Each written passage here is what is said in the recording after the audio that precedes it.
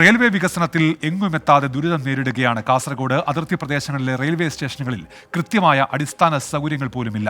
കാസർഗോട്ടെ railway വികസനത്തിൽ വാഗ്ദാനങ്ങൾക്കപ്പുറം എന്ത് നടപ്പായെന്ന് പരിശോധിക്കാം. ഇനി കാസർഗോട്ടേക്ക് വന്ദേ ഭാരതിന്റെ വരവാണ്.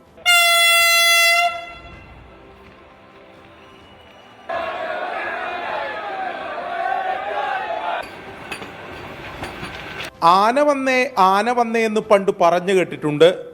അതുപോലെയായിരുന്നു കാസർഗോട്ടേക്കുള്ള വന്ദേ ഭാരതിന്റെ വരവ്. സ്റ്റേഷനുകൾ അടിമുടി മാറും, ട്രെയിൻ യാത്രാ സൗകര്യം മെച്ചപ്പെടും. ഇങ്ങനെ വാഗ്ദാനങ്ങൾ പുറകെ.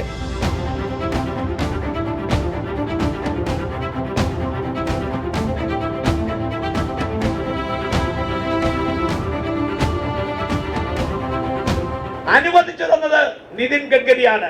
അദ്ദേഹം കേന്ദ്രമന്ത്രിയാണ്. അതിന്റെ ക്രെഡിറ്റ് കേന്ദ്ര ഗവൺമെന്റ് ആണ്. പക്ഷേ അത് മന്ത്രിയുടെ മുമ്പിൽ കൊണ്ടുപോയി അവതരിപ്പിച്ച് മന്ത്രിയെ കൊണ്ട് ഉദ്യോഗസ്ഥന്മാരെ വിളിപ്പിച്ച് അത് ചെയ്യുന്ന ജോലി പാർലമെന്റ് അംഗങ്ങളാണ്. ആ ജോലി തുത്യർഹമായി ഞാൻ ചെയ്തിട്ടുണ്ട് ഓരോ കാര്യത്തിലും. അതുകൊണ്ട് കൂടുതൽ അവകാശവാദത്തിനോ തർക്കത്തിനോ ഒന്നുമില്ല. എന്താണ് കാസർഗോട്ടെ ട്രെയിൻ ഗതാഗതത്തിലുണ്ടായ മാറ്റം? MP-യുടെ വാചക കസർത്തല്ലാത്ത ജനങ്ങളുടെ മുമ്പിൽ വന്നിട്ട് 5-6 ഡോക്യുമെൻറ്റ്സ് കാണിച്ചിട്ടുള്ള നാടക കസർത്തല്ലാത്ത വേറെ ചുക്കും ഇവിടെ ഇല്ല. ഞാൻ ഇന്നലെ കോഴിക്കോട് പോയ ഒരാളാണ്. തിരിച്ചു വരുമ്പോൾ ഞാൻ ഇറങ്ങേണ്ട സ്ഥലം എവിടെയാണ്? Kasaragod railway station. കാസർഗോഡ് നിന്ന് ഇറങ്ങിയിട്ട് വേണം ഞാൻ മഞ്ചേശ്വരത്തേക്ക് വേറെ വണ്ടി പിടിച്ച് വരാൻ. രാത്രി ആയാലോ ഒന്ന് ഇരുട്ടായാൽ ട്രെയിനില്ല മഞ്ചേശ്വരത്തേക്ക്. MP പറയും കുറേ ഫയൽ കാണിക്കും, അത് ചെയ്തു ഇത് ചെയ്തു. What it did? എന്തു ചെയ്തു ഇതുവരെ? അതിർത്തി സ്റ്റേഷനായ മഞ്ചേശ്വരത്ത് നിന്ന് തുടങ്ങാം. മംഗളൂരു ഭാഗത്തേക്ക് പോകുന്ന 6-ഉം ഷൊർണൂർ ഭാഗത്തേക്ക് പോകുന്ന 7 ട്രെയിനുകൾക്കും മാത്രമാണ് മഞ്ചേശ്വരത്ത് സ്റ്റോപ്പുള്ളത്. രാത്രി സമയത്ത് ഒരു ട്രെയിനിനും മഞ്ചേശ്വരത്ത് സ്റ്റോപ്പില്ല. ഇനി അടിസ്ഥാന സൗകര്യ വികസനത്തിന്റെ കാര്യം. കർണാടക കടന്ന് കേരളത്തിലേക്ക് എത്തുമ്പോഴുള്ള ആദ്യ റെയിൽവേ സ്റ്റേഷനാണ് മഞ്ചേശ്വരം. ആ മഞ്ചേശ്വരം റെയിൽവേ സ്റ്റേഷനിലെ ടിക്കറ്റ് കൗണ്ടറിന് മുമ്പിലാണ് നമ്മളിപ്പോൾ ഉള്ളത്. ഇതാണ് മഞ്ചേശ്വരം റെയിൽവേ സ്റ്റേഷനിലെ ടിക്കറ്റ് കൗണ്ടർ. നമ്മൾ കാണാം ഈ ദൃശ്യങ്ങൾ. മറ്റെവിടെയെങ്കിലും ഇത്തരമൊരു ടിക്കറ്റ് കൗണ്ടർ ഉണ്ടാകുമോ എന്ന കാര്യത്തിൽ എനിക്കെന്തായാലും സംശയമുണ്ട്. രണ്ടാമത്തേത് കുമ്പളയാണ്. 40 ഏക്കറിൽ വ്യാപിച്ചു കിടക്കുന്ന റെയിൽവേ സ്റ്റേഷൻ ദേശീയപാതയോട് ചേർന്ന് സ്ഥിതി ചെയ്യുന്നു. എന്നാൽ പ്രധാനപ്പെട്ട ഒരു ട്രെയിനുകൾക്കും ഇവിടെ സ്റ്റോപ്പില്ല. രാത്രി സമയത്ത് കുമ്പളയിലും സ്ഥിതി സമാനമാണ്. ഇപ്പോൾ മഞ്ചേശ്വരവും മറ്റൊക്കെ കാട് പിടിച്ച് കിടക്കുകയാണ്. ഒരു എന്താ പറയേണ്ട ഒരു റെയിൽവേ സ്റ്റേഷൻ്റെ പ്രതീതിയല്ല, ഒരു പിന്നെ വനത്തിലുള്ള പോയ പ്രതീതിയാണ് ഉണ്ടാവുക. മഞ്ചേശ്വരം സ്റ്റേഷനൊക്കെ മഞ്ചേശ്വരമാണ് മെയിൻ. അതുപോലെ നമുക്കറിയാം കുമ്പളയിൽ 45 ഏക്കറോട് സ്ഥലമുണ്ട്, മഞ്ചേശ്വരത്ത് ഏകദേശം 8 ഏക്കറോട് സ്ഥലമുണ്ട്. ഇവിടെയൊക്കെ നമുക്ക് ഉപഗ്രഹ സ്റ്റേഷനായി വികസിപ്പിക്കാവുന്നേ ഉള്ളൂ. എന്തിനേറെ പറയുന്നു, ജില്ലാ കേന്ദ്രമായ കാസർഗോഡ് റെയിൽവേ സ്റ്റേഷനും വികസന കാര്യത്തിൽ ഏറെ പിന്നിലാണ്. വന്ദേ ഭാരത് വരുമ്പോഴുണ്ടായ പ്രഖ്യാപനങ്ങളെല്ലാം കട്ടപ്പുറത്താണ്.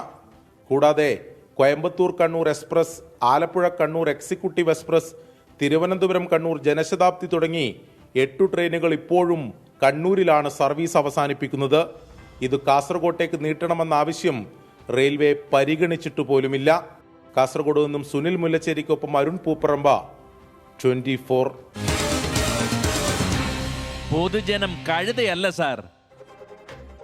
ഈ വിഷയത്തിൽ പൊതുജനങ്ങൾക്ക് എന്താണ് പറയാനുള്ളത് എന്ന് കേൾക്കാം. അതിനു മുൻപ് ഇപ്പോൾ ഒരു വാർത്ത വരുന്നത്, ഗവർണർ നേരത്തെ സംസാരിച്ചിട്ട് പോയതേ ഉള്ളൂ മാധ്യമങ്ങളോട്. അദ്ദേഹത്തെ തിരുവനന്തപുരം ജനറൽ ആശുപത്രിക്ക് മുൻപിൽ വെച്ച് SFI പ്രവർത്തകർ കരിങ്കൊടി കാണിച്ചു. 10ഓളം പ്രവർത്തകർ പ്രതിഷേധിച്ചു. ഇവരെ പോലീസ് അറസ്റ്റ് ചെയ്ത് നീക്കി എന്നുള്ള വാർത്ത ഇപ്പോൾ വരുന്നുണ്ട്. നമ്മൾ ആ റിപ്പോർട്ടിലെ ജനകീയ പ്രതികരണങ്ങളിലേക്ക് പോകുന്നു. കാസർഗോട്ട് ഈ റെയിൽവേ പ്രതിസന്ധി സംബന്ധിച്ച് എന്താണ് പൊതുജനങ്ങൾക്ക് പറയാനുള്ളത് എന്ന് കേൾക്കാം. MP ആ പറച്ചിൽ മാത്രമല്ലാതെ പതിറ്റാണ്ടുകളായി ഇത് നിങ്ങളെ മുമ്പിൽ കാണുന്ന ഒരു സ്ഥിതിയാണ്. പതിറ്റാണ്ടുകളായി ഇവിടെ വികസനമില്ലാതെ ഈ റെയിൽവേ സ്റ്റേഷൻ ഇങ്ങനെ ശ്മശാനം പോലെ കിടക്കുന്നത്. ഈ റെയിൽവേ സ്റ്റേഷൻ്റെ ഒരു അവസ്ഥ നോക്കി. ഒരു റിസർവേഷൻ കൗണ്ടറില്ല, ഒരു ടിക്കറ്റ് കൗണ്ടറില്ല. ഫ്ലോട്ടിംഗ് ബ്രിഡ്ജ് ആണെങ്കിലോ ഇതിലേക്ക് പ്ലാറ്റ്ഫോമിലേക്കാണ് വന്നിട്ട് ഇറങ്ങുന്നത്. ആ ഒരു രീതിയിലാണുള്ളത്. MP 4.5 വർഷം ഈ റെയിൽവേ സ്റ്റേഷൻ തിരിഞ്ഞു നോക്കാതെ, ഈ റെയിൽവേ സ്റ്റേഷനെ പറ്റി ഒരു അക്ഷരം പോലും ലോകസഭയിൽ സംസാരിക്കാതെ 4.5 വർഷം ഇലക്ഷൻ അടുത്ത് വരുമ്പോഴാണ് MP ഇവിടേക്ക് വന്ന് ഒരു നാടകം കളിക്കാൻ വേണ്ടി വന്നത്. എല്ലാ സ്റ്റേഷനിലും അടിസ്ഥാന സൗകര്യമൊക്കെ ഡെവലപ്പ് ചെയ്യേണ്ടത് ആവശ്യമാണ്. ഡെവലപ്മെൻറ്റ് കുറവാണ്, പാർക്കിങ്ങിന് സൗകര്യം കുറവ്, അങ്ങനത്തെ കുറേ ഇതുണ്ട്. അതൊക്കെ ഒന്ന് കൂടി കിട്ടിയാൽ കുറച്ച് നന്നായിരിക്കും. മറ്റ് സ്റ്റേഷന് കമ്പയർ ചെയ്ത് നോക്കുമ്പോൾ ഇവിടെ ഡെവലപ്മെൻറ്റ് ഭയങ്കര കുറവാണ്, സൗകര്യമൊക്കെ ഭയങ്കര കുറവാണ്. അപ്പോൾ ഡെവലപ്മെൻറ്റ് വരണം തന്നെയാണ് പൊതുവായിട്ടുള്ളൊരു. കുറച്ചും കൂടി സൗകര്യം ആവശ്യം തന്നെ ഇവിടെ. അങ്ങനെ ജനങ്ങൾക്ക് ഭയങ്കര ബുദ്ധിമുട്ടാണ് ഇവിടെ. ഇത് വണ്ടിയൊക്കെ പാർക്ക് ചെയ്യാനും ഭയങ്കര സൗകര്യം കുറവാണ്. കുറച്ചും കൂടി നല്ല ഇത് വേണ്ടത് തന്നെ, വികസനം വേണ്ടത് തന്നെ ഇവിടെ.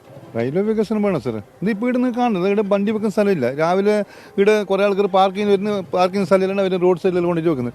വരുമ്പോൾ ബൈക്കില്ല, അങ്ങനത്തെ സ്ഥിതിയാണ്. ഇപ്പോൾ മിന്നാന്ന് 2 ബൈക്ക് പോയി.